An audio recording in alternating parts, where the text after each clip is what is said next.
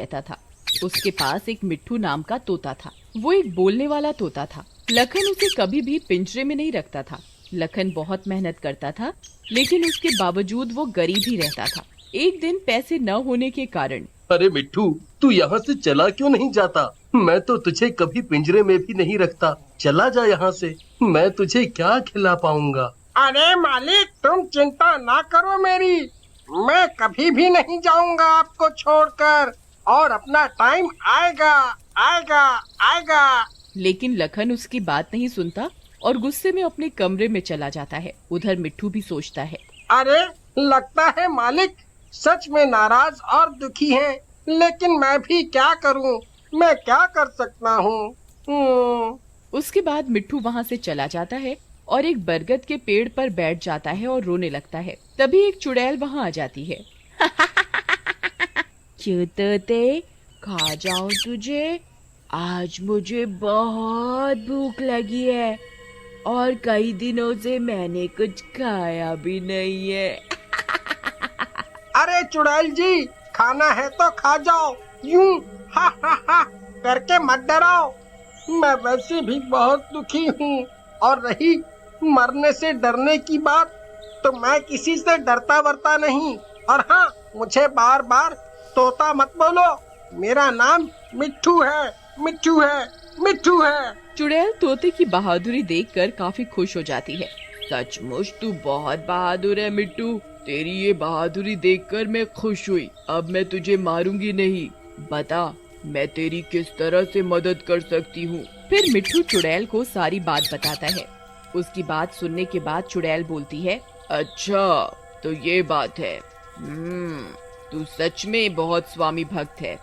मैं तेरी मदद कर सकती हूँ और तेरे मालिक को काफी अमीर भी बना सकती हूँ, लेकिन इसके लिए मुझे तेरे शरीर में आना पड़ेगा, और जब तक मैं चाहूँ तेरे शरीर पर मेरा ही कब्जा हो जाएगा। और हाँ, एक बात और याद रहे, एक बार तेरे शरीर में मैं आ गई तो फिर मैं वापस कभी नहीं जाऊंगी, और यदि किसी ने ऐसा किया तो तुझे अपनी जान से हाथ धोना पड़ेगा। बोल अगर मंजूर है तो। अपने मालिक की मदद के लिए तो मैं कुछ भी करूँगा, चाहे मुझे अपनी जान क्यों न देनी पड़े। इसके बाद चुड़ैल मिट्टू के शरीर में प्रवेश कर जाती है। जैसे ही चुड़ैल मिट्टू के अंदर प्रवेश करती है, उसका मुंह चुड़ैल का हो जाता है और बाकी शरीर तोते का। उसके बाद चुड़ैल रूपी मिट्टू वहाँ से उड़ जाता है। रास्ते में उसे एक सुनार की दुकान दिखती है।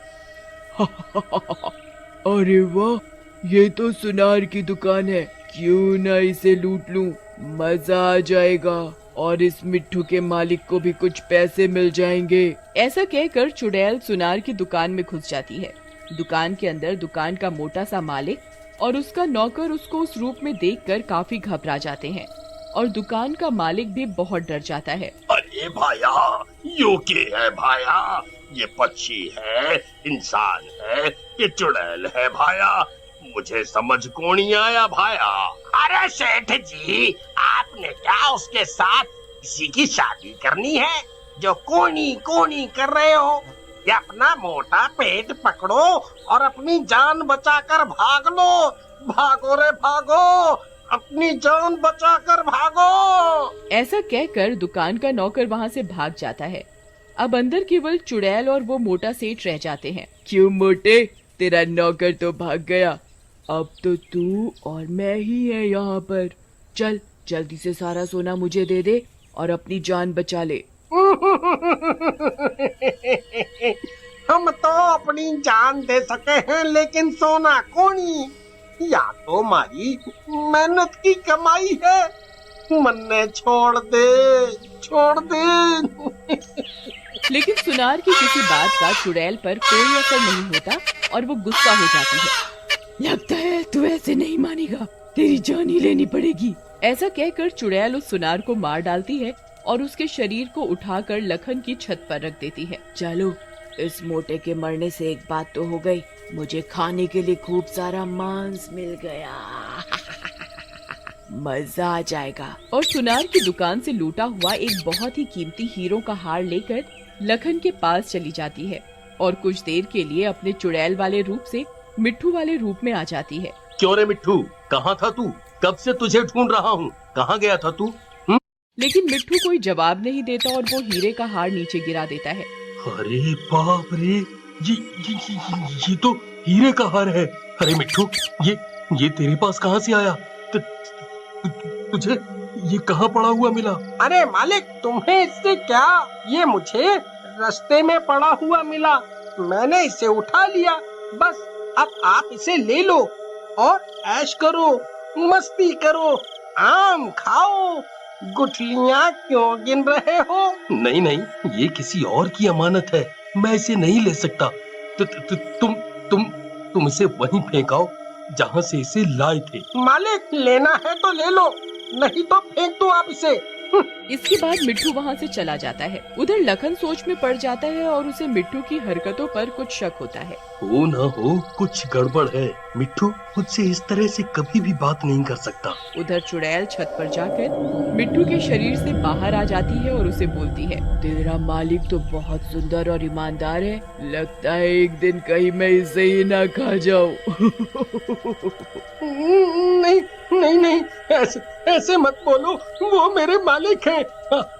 आप उन्हें कुछ मत कहो, वैसे भी मैंने आपको अपना शरीर दे दिया है।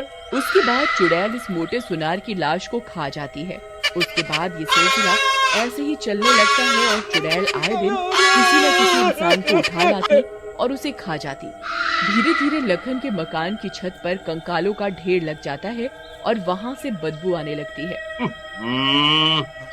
हो, ये छत से कितनी बदबू आ रही है। चल करके एक बार देखना पड़ेगा कि क्या माजरा है। लेकिन जैसे ही लखन अपने मकान की छत पर जाता है, उसके होश उड़ जाते हैं। वहाँ पर चारों तरफ कंकाल ही कंकाल पड़े होते हैं। अरे भगवान, ये क्या है? ये क्या? इतने इंसानों के कंकाल किसने किया ये, जो ऐसे मार कर इनको खा रहा है? तभी लखन को छत के एक कोने से कुछ खाने की आवाज आती है, जिसे सुनकर वो उन आवाजों के पास चला जाता है। वहाँ उसे एक चुड़ैल बैठी हुई दिखती है और वो किसी इंसान को खा रही होती है और वहीं मिट्टू बेहोश पड़ा होता है। कौन हो तुम? और तुमने मेरे मिट्टू का क्या हाल बना रखा है? मैं कौन हूँ तुझे देखकर भी नहीं पता चल रहा? और तेरा मिट्टू मेरे कब्जे में है, और हाँ, तूने ज्यादा चिक चिक की तो मैं तेरे इस पोपट के साथ तुझे भी मार डालूंगी। इसका शरीर मेरे कब्जे में है और जो मैं बोलूंगी वही ये करेगा, और अगर मैंने इसका शरीर छोड़ा तो ये मर जाएगा। तो इसलिए चुपचाप बैठा रहे और लुटे हुए पैसों से जिंदगी के मजे ले। ऐसा कहकर चुड़ैल वहाँ से चली जाती है। लखन सोच में पड़ जाता है, ये तो बहुत बड़ी समस्या हो गई है। मैं अब अपने मिट्टू की जान कैसे बचाऊं? इसके अलावा तो कोई नहीं है मेरा भी। ऐसा सोचते हुए लखन घर से बाहर निकल पड़ता है। तभी उसका दोस्त रहीम मिल जाता है, जो कि तंत्र मंत्र भी जानता था। और भाई लखन, कहाँ जा रहे हो? मैं इतनी देर से बुला रहा हूँ, सुन भी नहीं रहे। क्या हुआ? मिट्टू के बारे में सोचकर लखन रोने लगता है और लखन रहीम को सारी बात बताता है। अरे बस इतनी सी बात? अरे ये तो बहुत छोटी सी समस्या है मेरे लिए, मैं तो इसे चुटकियों में सुलझा दूंगा। चलो, मैं अब रात में तुम्हारे घर आता हूँ, बस तुम किसी से कुछ मत कहना। उसके बाद रहीम वहाँ से चला जाता है और रात को लखन के घर पहुँचता है। उसके कंधे पर एक पोटली लटकी होती है। कहाँ है वो चुड़ैल लखन भाई? अरे वो चुड़ैल छत पर कुछ खा रही है, सुना नहीं तुमने? कितनी आवाजें आ रही हैं। उसके बाद लखन और रहीम छत पर जाते हैं। चुड़ैल वहाँ मिट्टू के शरीर से बाहर निकलकर मांस खा रही होती है। उन दोनों को देखकर गुस्से में, मना किया था